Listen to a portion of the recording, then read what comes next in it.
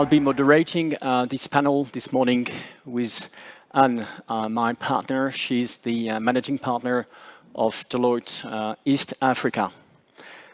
We're delighted to welcome our guest this morning, our panelist. I will start with you, Diane Karo-Sisi. You are the CEO of the Bank of Kigali, and you will provide us with insights on the banking sector and the financial services industry at large across Africa. Sitting next to you will be Mathieu. Mathieu, you are the Deputy CEO of Meridiam, one of the largest infrastructure investment platforms in Europe and in Africa. Brelotte Ba, you are the Deputy CEO of Orange, Middle East and Africa, and you're also acting as the Chief Operating Officer of Orange. And finally, Martial Gokwe. Martial, you are the Managing Director of Vista Bank Guinea. So just a few words about the session this morning, a few words on our conversation, the one we will have. There is a large consensus across Africa regarding deficit in infrastructure. Recently, the African Development Bank put forward that it would be each and every year needed between $100 and $170 billion of investment to close the gap. Fortunately, in the digital infrastructure, and Brelotte, you will certainly comment on that, significant improvements have been made in recent years. And today, for example, the percentage of the African population that has broadband access went from 26% in 2019 to 36% in 2022. So a significant improvement according to the World Bank. This figure being 55% in Northern Africa. So in this context, perhaps the public-private partnership concept is a wonderful opportunity to close the gap, the infrastructure gap across Africa, and also a potential mean to sustain private initiative and a catalyst for Pan-African capitalism in Africa. And especially, and Martial, you will have my first question, especially in a context where we can see Western players refocusing on their domestic market. And this is particularly true, Martial, and my first question will be for you in the banking sector, where we have recently seen either South African or French systemic banks refocusing on the domestic market. Does that create opportunities for African capitalism?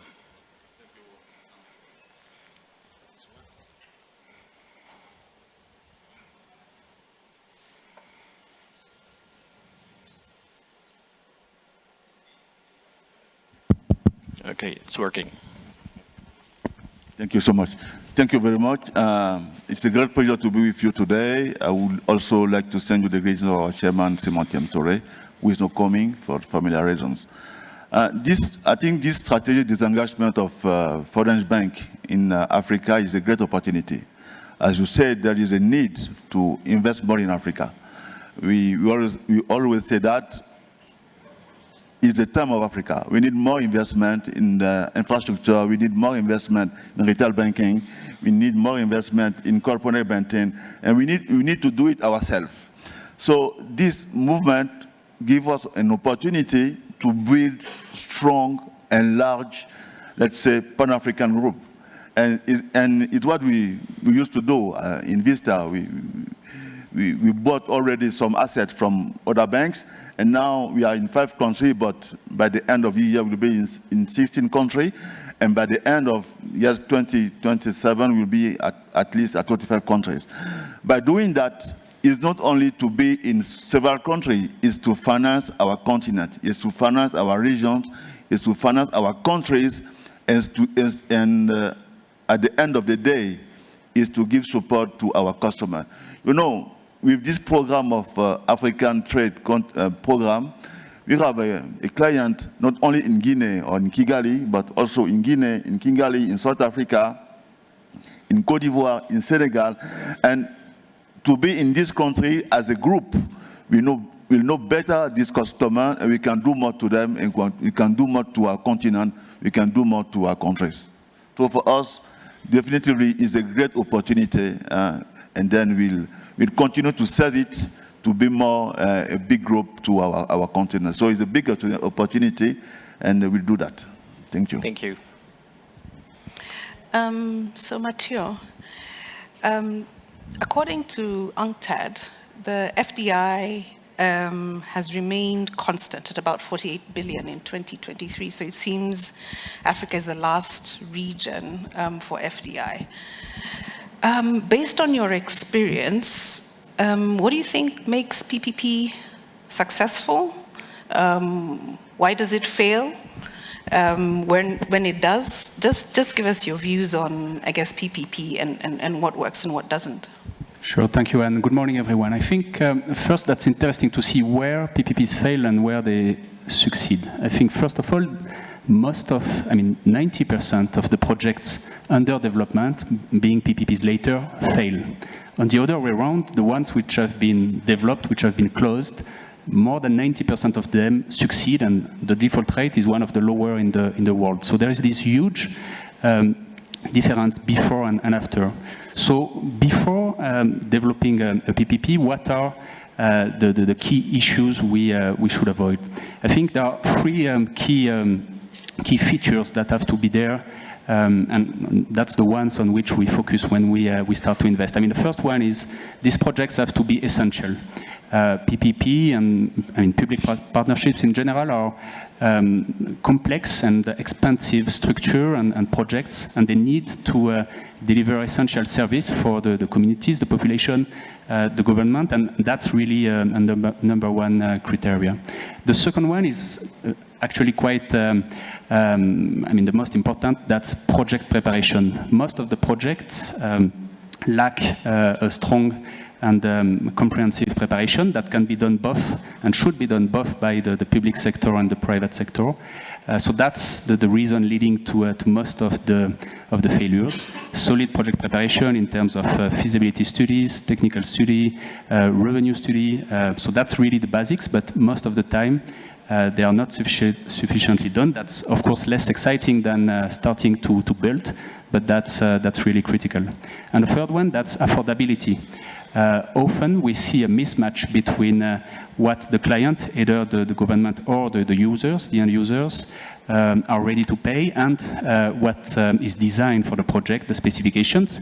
It can come from that. It can come as well from a procurement process for procuring the goods, which is not competitive enough. So there are different reasons, but the affordability, delivering the right service at the right price, I think that's really the third essential feature, which should be treated in order to avoid the failure. But once again, what is extremely motivating is that once you build, you finance your project, more than 90% of the case, that's a success. All right, thank you, Mathieu. And turning back to African companies, I'm going to ask you, Diane and Deloitte, there are many African companies trying to succeed to become large Pan-African champions. So what do you think they need to do, and what needs to be done to enable them, for them to develop and grow into those Pan-African champions? Thank you. Thank you very much for having me on this very interesting panel. So I like the introduction and the word African capitalism. Mm-hmm. I think we really need to understand that. To me, it's capital, human, technology, financial capital, deployed to solve African challenges. So that's what we do, right? That's what African entrepreneurs do. Deploy their intelligence, solutions, finding money to solve African challenges. Now, to what Martial was saying earlier, these large global banking groups are leaving Africa. Sometimes you look back and think, what have they done for Africa? Have they really financed entrepreneurs, SMEs, women, agric? I don't want to be the judge because that's not my role. But I really believe that it's for Africans to solve Africans' challenges. And that's why I think we see, and I like to brag that here in Rwanda, you look at the banking access to GDP, this is a measure to show how banks are financing the economy. It's actually much higher than in some of these countries with these large banks. So that means you have local, domestic banks working with domestic companies and solving problems. And because maybe the scale is smaller, we are a small country, it's very easy for us to engage in policy dialogues and find solutions together. That's why things are moving. And I remember, and I like to give this example, when the government came with a big ambition to build Kigali as a hub for conferences, not many people believed it would happen.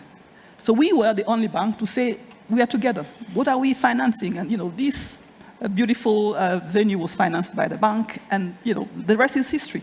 Now today, Kigali, nobody can dispute that Kigali is a hub for conferences. So I believe you need a lot of domestic, local people who really understand the challenges, and I believe we need a lot of partnerships to really make things happen. Government leadership is absolutely critical, but you need people who come with great minds, great solutions, and the world is open, is looking for these opportunities to support us when we understand what we want to do. Now, to move from some domestic success and become an African champion, I think that's where now we are looking at, and we're saying, we've done quite well here in Rwanda. How do we now become an African champion? And what we look at how is... do we scale up? Yes. How do we scale up, basically? So what we look at is a very fragmented regulatory environment. I want to understand from Martial how's doing business in 5 countries with 5 regulatory regimes, with 5 data protection laws. How do you manage? So I believe, we need to, get, our political leaders to be a bit more accountable to us. And we tell them, we want you to harmonize the regulatory environments for us to explore opportunities beyond where we are and to become truly African champions. And can the free trade zone help? Sorry? Can the free trade zone help? Yeah, absolutely. I think that was an agreement that was foundational, but there's so many building blocks that needs to be put together for this to truly produce the transformation that we are looking at. The agreement is there. I believe I heard it yesterday that the first good that was traded under that agreement was, I think, coffee sold from Rwanda to Ghana. Great. We need payment systems. There's a lot that is happening in that space. We need harmonization of standards. That's, I think, something we really need to work on. And then infrastructure, there's no way you can trade if you don't have roads, if you don't have railway, etc. So there's still a number of building blocks, and the beauty of the CEO Forum here, the Africa CEO Forum, is that you meet all these people who make decisions, and we hope that every year we'll see things moving forward. Thank you. Absolutely, and I think we're seeing more and more, for example, in the banking sector, the local banks getting much better because they understand the population, and I guess it's just for us to keep doing all of the stuff you've just talked about for them to grow. Deloitte? Okay, thank you, and thank you for inviting me. Well, I guess that if we want to have big companies, Pan-African champions, we probably need to identify and seize the biggest opportunities that are in the continent, and there are, in fact, many. When I look at the digital industry, you have big players, operators. Well, Orange is in 17 countries, a revenue roughly 7 billion euros. So it means that they are there, and the idea is how we can have more and more companies of this size. I think that you mentioned it earlier.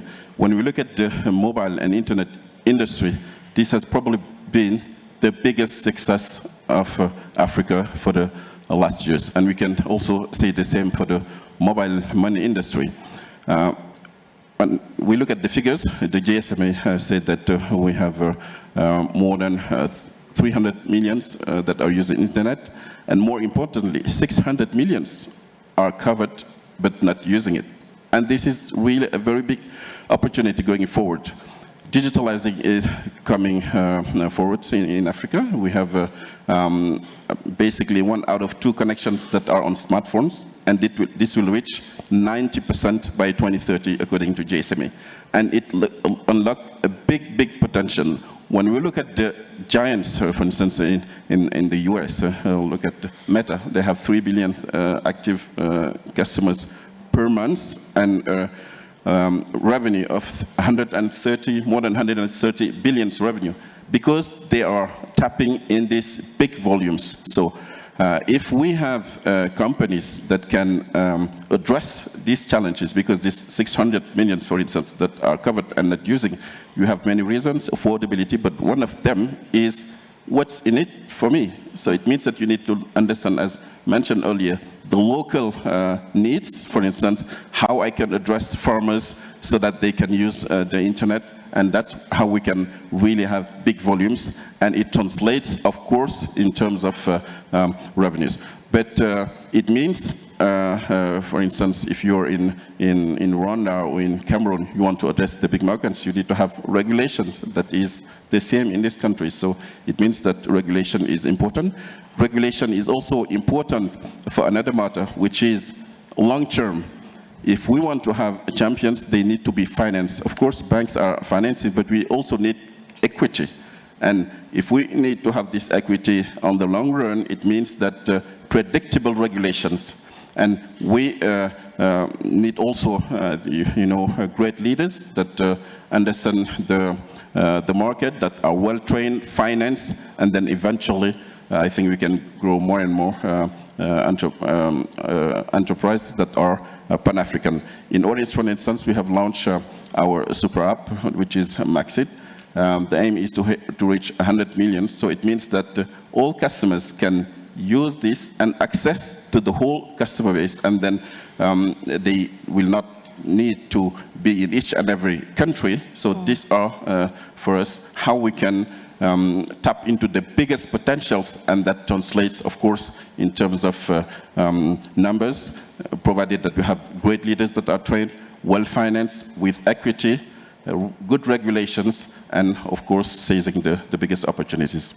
So just adding on to that, do you think digital technology can accelerate the development of companies? Because you've talked about mostly the users, but how do you think it'll accelerate the growth of companies? Of course. We remember during COVID, many countries just shifted their whole customer care process online.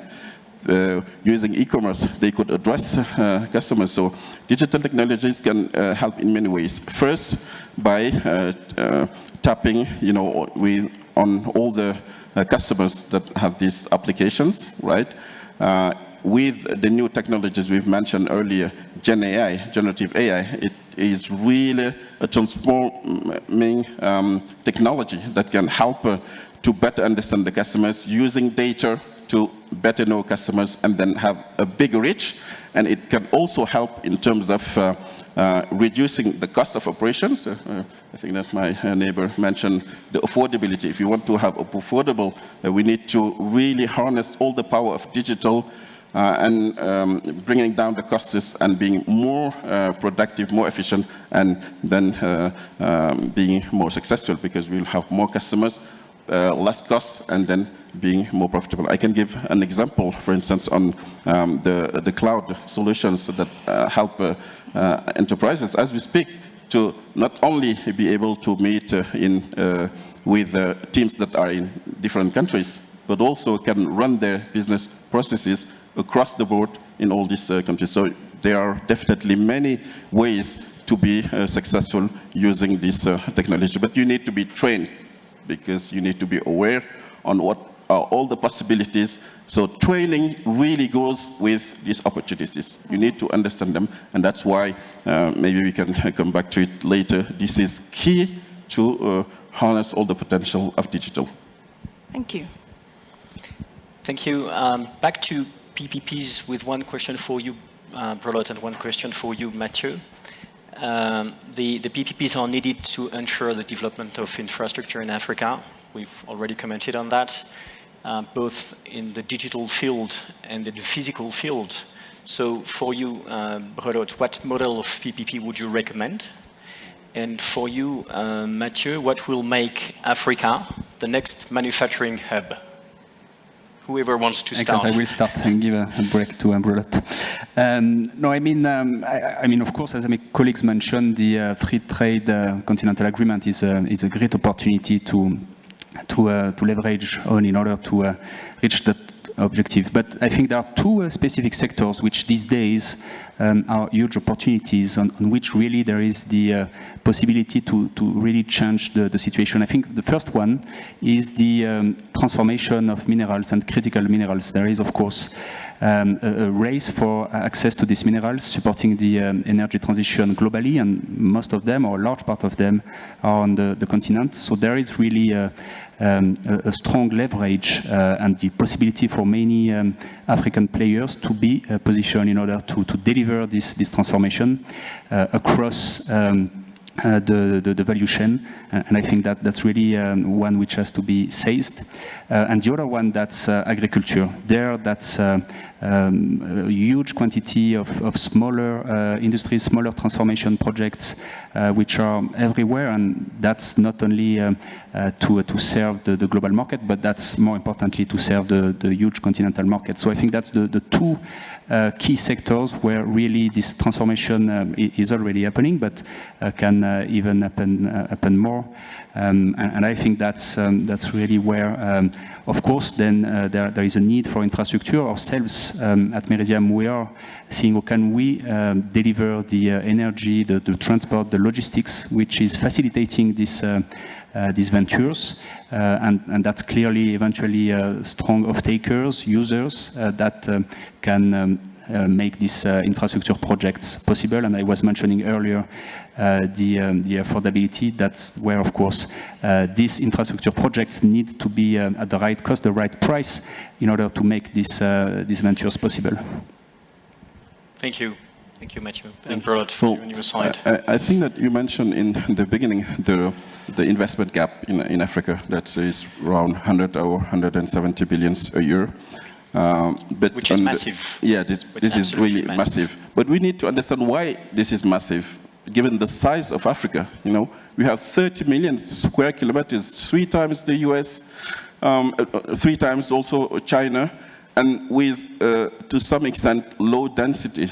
You know, we have 1.4 billion population, which is the same as China, but with a continent that is 3 times bigger. So this really gives a big challenge to provide the infrastructures. When you look at the digital infrastructure, as I mentioned, we're doing quite good because, you know, when you look at the growth, it has been supported by huge investment. And the GSMA says that for the next 6 years, between now and 2030, 75 billion will be invested in networks. Orange alone is investing more than 1.3 billion a year. But still, there are needs at least for 2 points. The first is to extend the infrastructure. And the basic infrastructures for digital are fibers, you know, fibers that are going in the coast with many private investment, but terrestrial fibers. And that's where it is really critical to have this partnership between public and private to make sure that we have efficient design.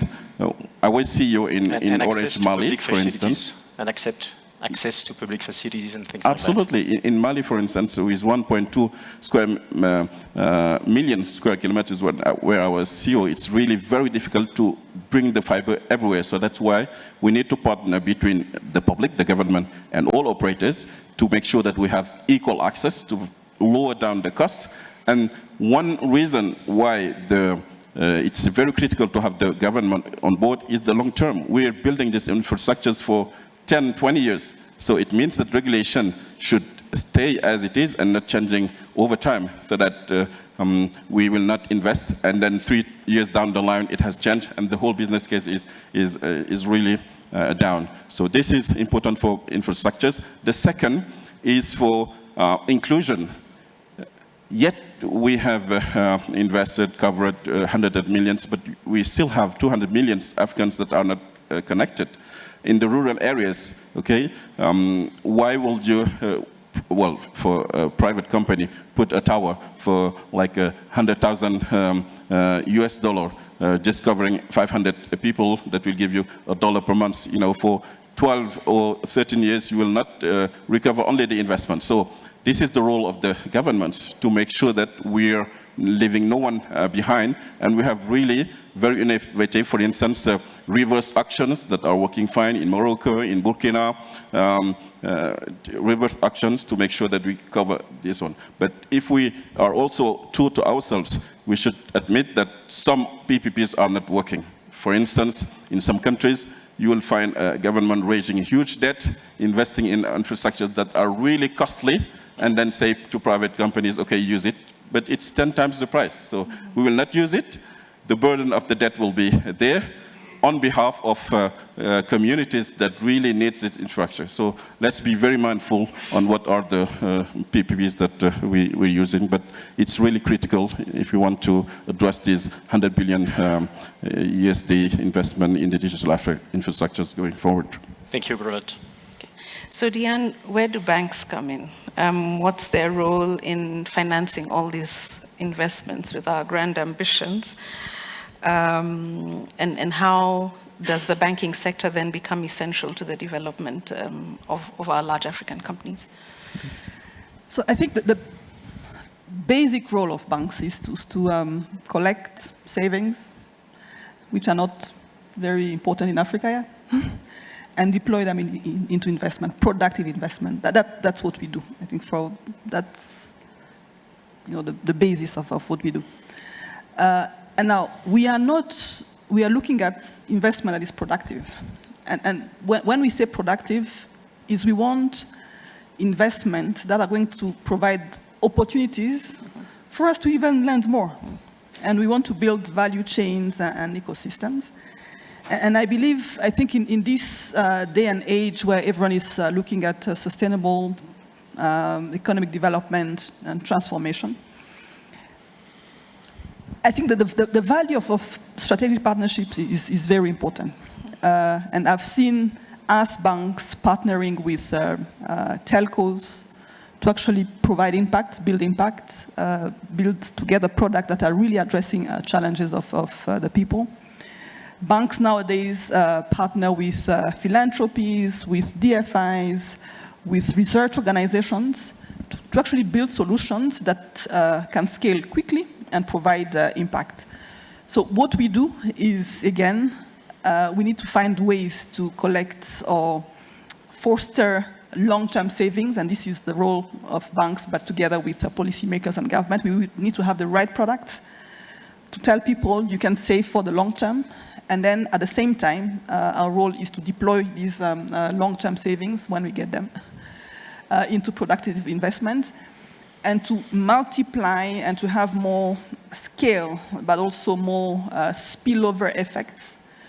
I really believe in the power of partnerships, so we can do things better, faster, and have a higher impact. Thank you. Okay. And then Martial and Deloitte, with the emergence of these big African corporate groups in many countries, like you are in, what sort of interactions that are there that are possible between the regions just to encourage more and more Pan-African players? As a Pan-African group, now we are in several regions, and we have other colleagues which are also in several regions. So what we have to do is just to develop what she said, the partnership. Let's say to do business between Guinea and Kigali. If I want to send funds from Guinea to Kigali, I need to go through maybe Paris, maybe London, maybe US, and come down. But today, we have with Afrexim Bank a system which is calling PPPs. With PPPs, we can send money directly from Franc Guinea to the front of Rwanda. So we need, it's not too difficult to mobilize funds to finance infrastructure, to finance our corporate, to finance the day-to-day business. But what we have to do, if we want to be strong tomorrow, if we want to build the future for this Africa, is to build our own tools. We must build our own tools to do our own business across our continent. But doing that, we need to do that in respect of the compliance. One of my old friend, the governor Konabani, used to say that bank is bank. Bank say bank. That is not bank with low compliance, and that is not banking with high compliance. We need to be compliant. We need to work on our governance. We need to work on accountability. We need to work on leadership. And we need to work on our talent, and we need to use all the new tools we have today to do business. About digitalization, about IA, etc. But we have to build our own tool. If we don't build our own tool, we continue to do business among us, but by using the old system. I think this is not very good for us. Thank you. Anything to add, Deloitte? Well, I think that, as you mentioned earlier, scale is important. And the good news is that when you look at Africa, Africa is really very diverse. And in many countries, we have some expertise, know-how. And basically, to scale companies, we need, as mentioned earlier, capital, know-how, talents. So I think that if we get it right on the three parts, then we can accelerate. Talents, it means having well-trained people that can work everywhere. I think that in the opening session we mentioned it. Talents should move. Capital also, of course, savings are not the same across the board in the countries, but we need equity and funding for many startups. So how can we draw all these savings in the biggest countries where we have more of them, for instance, in South Africa, etc., investing more in other countries.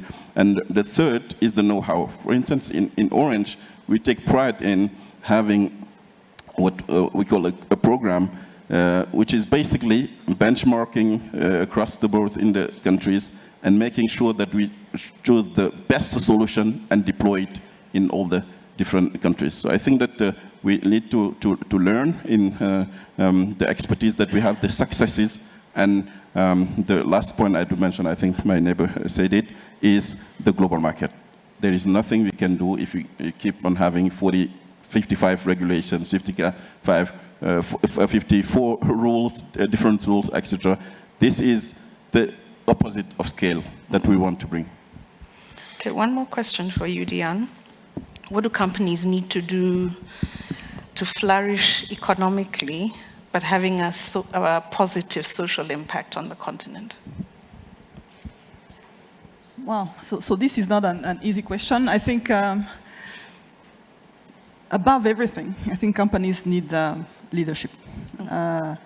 We see it, and it's not only companies, countries, regions, we need leaders. And the leaders are not only at the level, we have many CEOs in the room, I guess, but we need leaders, at every department level, at every division level, we need leadership. I think that that's critically important. And we need leaders with the right imperatives. And today, I think an African leader has to be someone who has a continental view. It's not only looking at, the small business you can do in your country or in your region. We really need to have a Pan-African ambition. And that's what we need. And we, these leaders, and we have some of them here. I think Martial is one. We have many African leaders who are building Pan-African champions. And it's not about, as he said, being in 5 countries. It's about actually solving people's everyday challenges in these countries that you serve. And that's what leaders do. Find solutions to better the livelihoods of people and do that in a way that is profitable. So you get a return to your shareholder, but you're solving real challenges. And I think as a human being, you also get some sense of fulfillment. You live this earth, you need to have left some impact.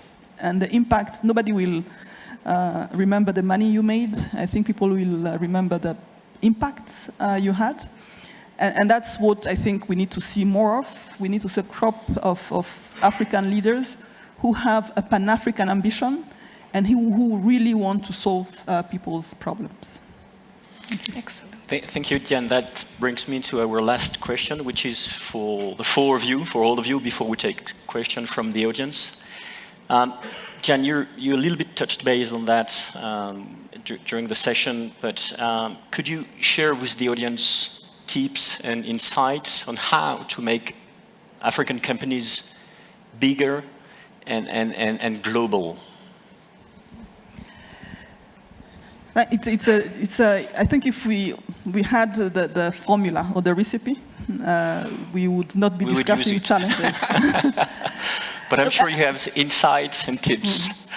I think it really starts with a personal ambition to do something that has impact on communities that we serve. I think it's a personal drive that most people have. And then leading means, rallying people around an objective, around a vision. And I think our president has done that very well, rallying all of us Rwandans. We are all, following a vision, and we are seeing results. And the more results you see, the more momentum you can also build, because people now believe that these things can happen. So I really believe in clarity of vision. I think it needs to be crystal clear to everyone what you're trying to achieve as leaders.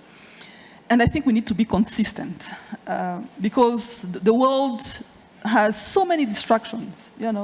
COVID only a few years ago, geopolitics disruptions. Everywhere we see disruption. But if you are crystal clear and consistent, I think you can. Stick to the vision and execute accordingly. Yes.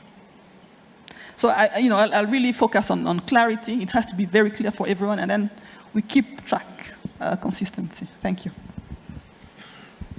Thank you. I don't have the recipe either, like Jen said, but just one ingredient maybe. I think that's capital. Access to capital is really, I think, one of the key ingredient needed. That's really difficult. I think in infrastructure, but in the industry, to build champions, you need local and commercial capital. I think there is a huge presence in private capital, private equity from development institutions. They should be here, but they should be here to enable and attract commercial money.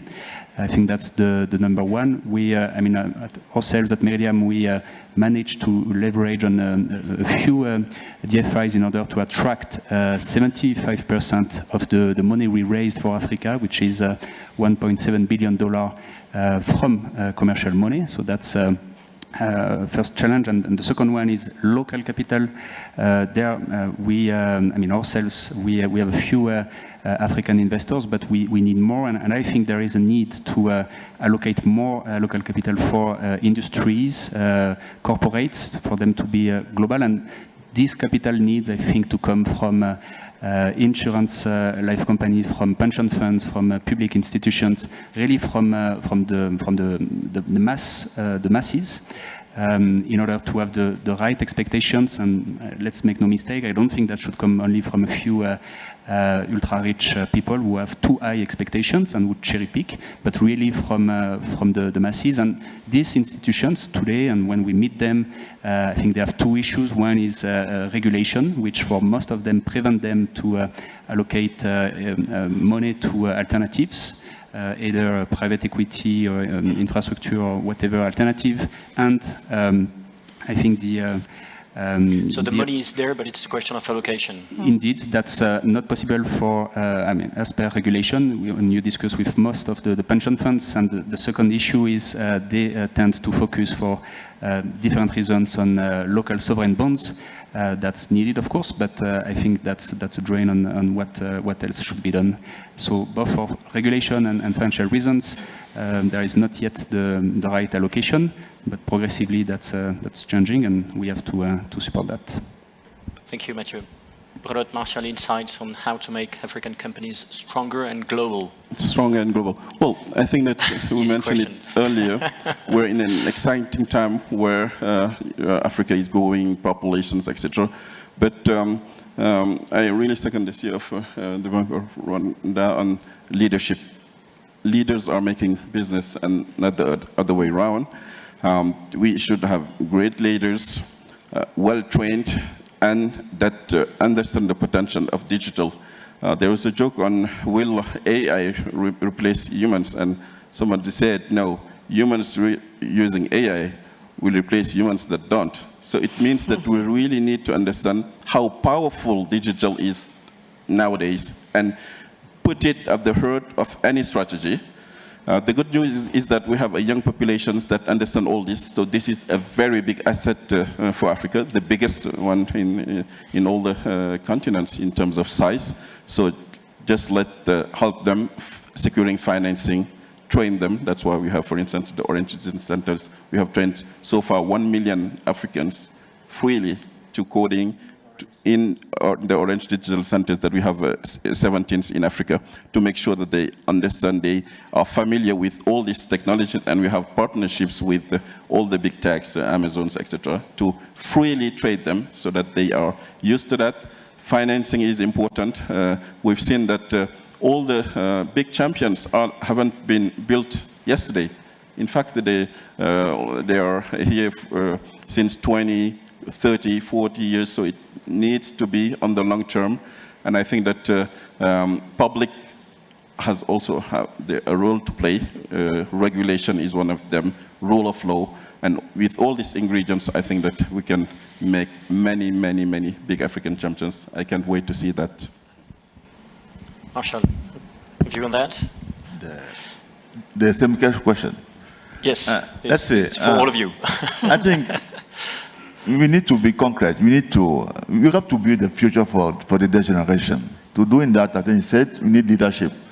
But we need sacrifice. We need to sacrifice ourselves as CEO. We need to do more. To do it with vision. To do it with more engagement. To do it with governance. If you want to compete tomorrow with the biggest company in the world, let's have a dream. Let's say that maybe in 10 years, in 5 years, it is possible for an African group to buy another European group in Europe. So we need to be strong. And to be bold. We need to be bold, yeah. We have to do it. We don't need to do it. We have to do it. Mm-hmm. If you want to grow, we need to grow strongly with governance, with accountability. We need to promote our talents. We have so many talents in our banks. We need to know them and to make them grow. We need to grow our bank in the local level first. If we want to grow across the region, we need to be big in our country, not only in terms of size, but in terms of reputation, in terms of knowledge, in terms of professionalism. So we need to sacrifice ourselves and do the great thing for our continent. Okay. That is. Thanks. So we will keep the more positive aspect is be bold. Okay, thank you very much, Jan and gentlemen. Do we have any questions from the audience for panelists? Anybody wants to ask a question? So we can't see the audience. So maybe if you could turn the light on.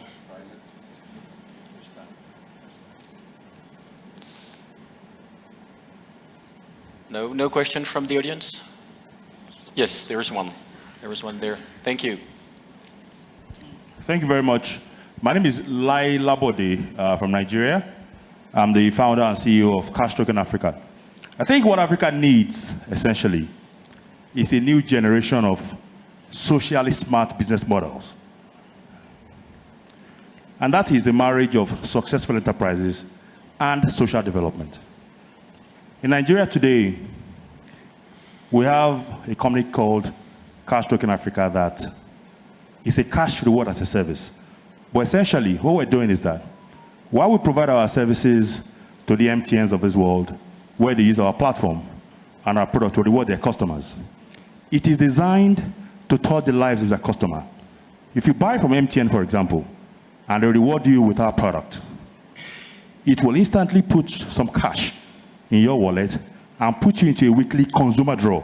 It means that you cannot receive that reward except you have patronized MTN, of course. Now, the money that we get to push around to Nigerians. We've paid about 20 billion already. And we're seeing how these monies are touching the lives of Nigerian people. People are starting new businesses because they're patronizing businesses. So we engaged the federal government of Nigeria and said, why don't you become the first country in all of Africa to establish a universal national reward and set the following objectives. One, you can boost your economy from the inside by offering to businesses rewards that they can take from their taxes. Two, we can do wealth redistribution without basing it on charity. We can expand the tax net and reduce the burden on those who currently pay. And you can build, of course, new jobs, as we're seeing today. The Nigerian government, under the leadership of Tinubu, of course, they've approved that. The Minister of Finance, Edo, has already approved that, where Nigerian businesses will be able to spend between 1% and 5% of their revenues on the national reward.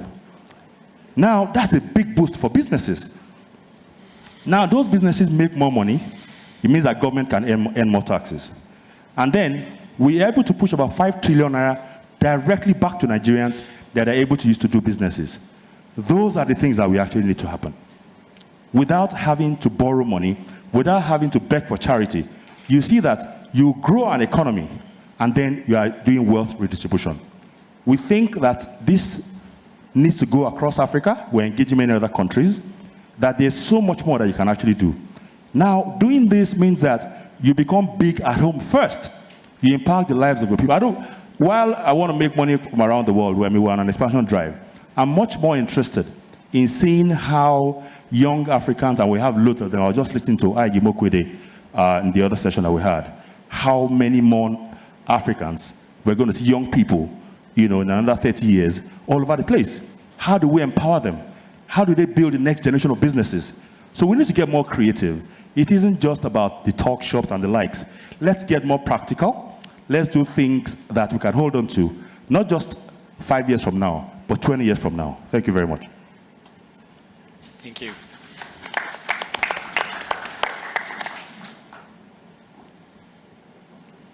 One question there. This one here. Yeah.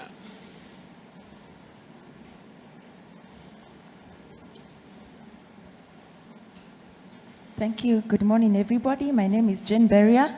I'm representing Continental Reinsurance, a leading reinsurer in African market. I think from what I'm hearing, everything we are discussing here today is not new. I've heard about it over decades. And why is Africa not scaling up?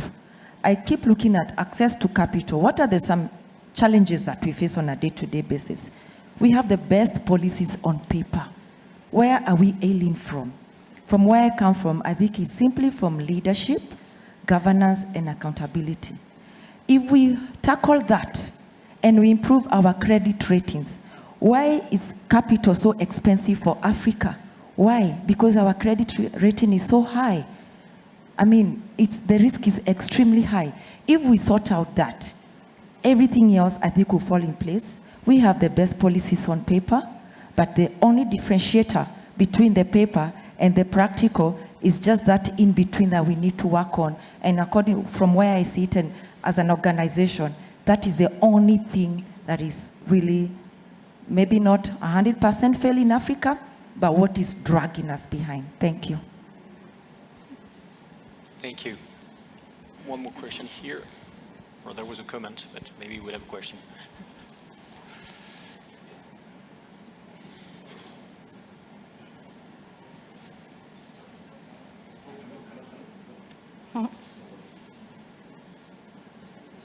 Thank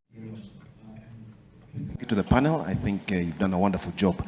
I think this, my name is Caesar Mwangi. I'm the Dean of the Strathmore University Business School.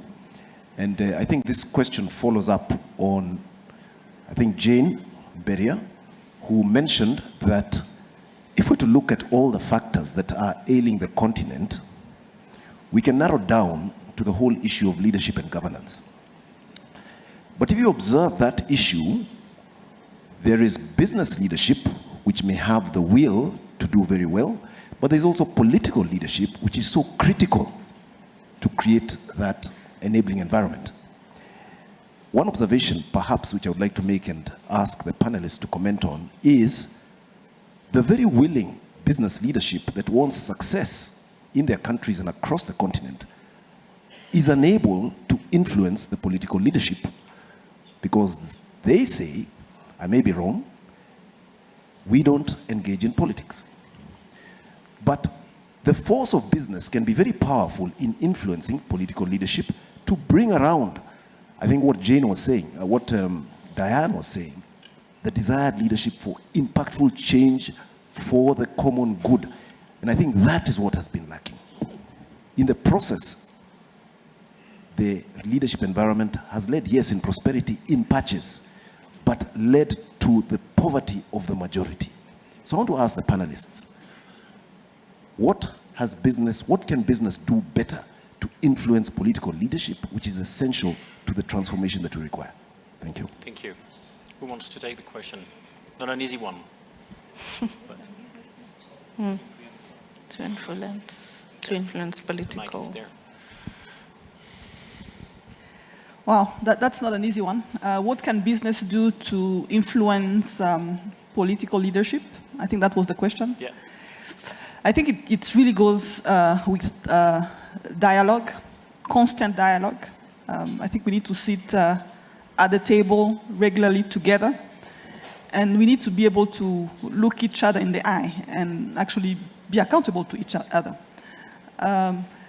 It's happened in some countries, maybe not in all countries, but I think the trend generally is positive. The lady was saying that, nothing she's heard is new. We keep saying, what we need to do, etc. But we have to be a bit more positive because things are happening. Maybe not at the pace that we want. Maybe we are not yet seeing the impact, but things are happening. And early in the session this morning, the gentleman said that 12 or the fastest growing countries were on the continent. Mm-hmm. So things are happening, and we need to acknowledge that. And we need to learn, what are the things that these countries that are moving the needle, moving faster, creating impact. What is it that they are doing that others are not doing? And I believe that dialogue, policy dialogue between governments and the private sector, it has to be constant, and it has to be like bluntly honest, and we really have to look each other in the eye. And it is when it's happening, you see a lot of progress. And I believe in the sectors like ICT, technologies, we've seen leaders who really understand the imperatives, who can talk with business leaders and make things happen. We need to see that in other sectors of the economy, in manufacturing, in agric. Sometimes when, in agriculture, for example, it's, millions of smallholder farmers who can not manage to speak with one voice and actually talk to the political leaders, that gets difficult. But when you have large companies that sit on the table and discuss with political leaders, I think we see things happening. Thank you. If I can just add something, I think what's important for business, I think, as well, is to deliver the promises they make. Because that's easy to complain about political leader, but the other way around, I think political leaders can complain a lot about companies who don't deliver what they promise, and I think that's a big issue. So maybe let's focus on the promises we make, and let's deliver them, and that will be already a good part. Thank you very much. One last question. We have 1 minute before we give back the room. Thank you very much. Sorry, we're a bit running short of time, but yes. So, short question, please. Yeah. Thank you. Thank you very much. My name is Bob. I work with Bank of Kigali. Yeah, we can't hear you.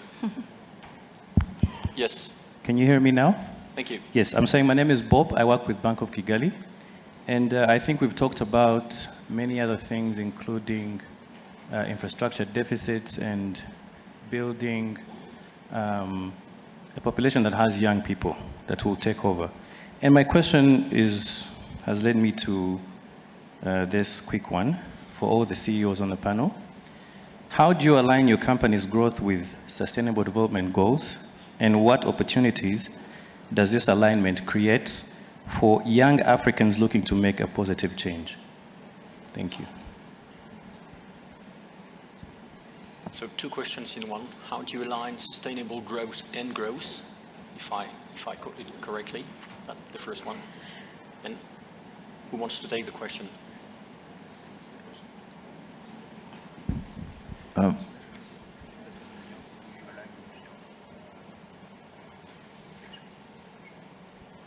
think that's very difficult to hear the question from here. But I mean, if I understood well, that's how do you align growth with opportunities for the youth, right? Yes. Yeah, I think that was, I mean, I will let you reply, but I think that's all about job opportunities, I mean, from my point of view at least.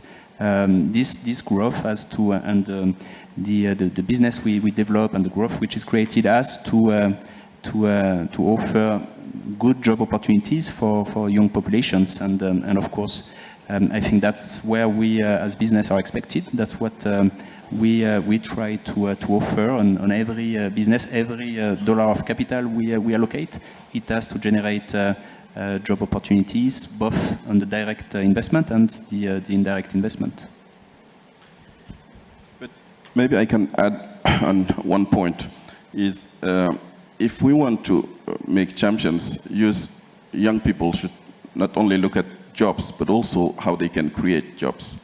And I earlier gave the example of the ICT, and it is one of the most dynamics in the continent, and we're seeing many investment coming in, especially in some countries that have really understood that and are making the right policies in South Africa, Nigeria, Kenya, Egypt, a few of them, also Senegal, Ivory Coast. So they are building enabling environments so that all these young people can use the potential that is given with the digital to train themselves to digital and also build companies. I gave you the example. Look at Meta. Meta was created by a young who was in the university.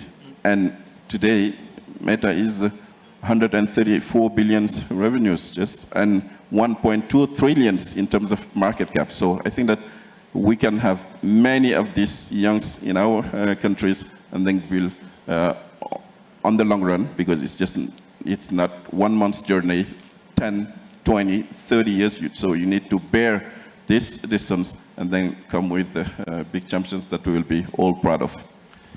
Thank you, Brodett. I'm sorry, we're a bit running out of time, so we'll have to give the room back.